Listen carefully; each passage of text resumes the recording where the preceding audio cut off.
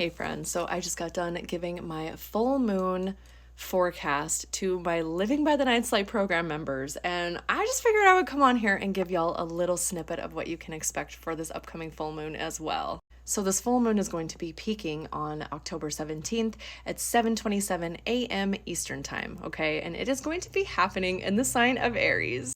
Oh yeah, the baby of the zodiac, y'all. That fiery sign, okay? That aggressive sign, that sign that is going to do the things that they want to do no matter fucking what.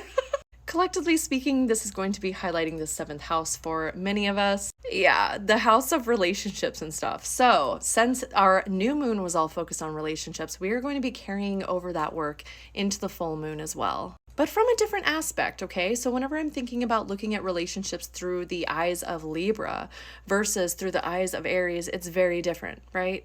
Libra is very much about compromise and how can we make this work and, what's best for the relationship. Whereas Aries is more like, okay, what about me? What am I going to get out of this?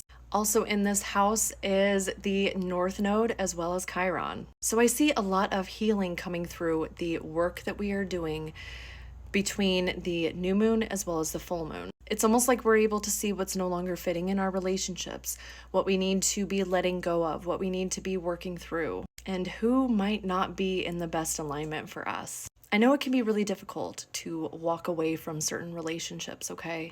But many of us will be doing that around this full moon. A lot of times the North Node suggests what we are working on in this lifetime. So for this moon cycle, we are going to be looking at what we need in our relationships, what we are perhaps not receiving in our relationships, what new needs may have popped up since we last set boundaries in our relationships. And when I say relationships, I'm talking about romantic relationships as well as business partnerships, things like that. This could also have to do with contracts, okay? So if you have recently signed a contract, you might be rethinking that a little bit. Or if you haven't signed that yet, read the fine print and be willing to make changes so that you make sure that you are being taken care of as well as anybody else in that contract too. Where we have been focusing on others, we are going to be turning that gaze inward instead, assuring that we are having our needs met. Even though this is happening in the sign of Aries, this is very much going to take a stance of balance for us. Really assuring that we are balancing showing up for others as well as showing up for ourselves, specifically in our relationships. So be willing to take a look at your relationships and make sure that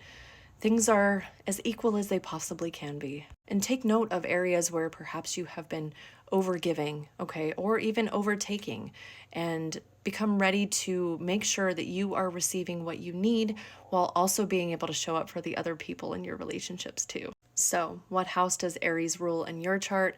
Let me know in the comments and I'll share a little snippet about some other things that you can expect for this full moon. Either way, I'm sending y'all so much love, and please do reach out if you need anything at all.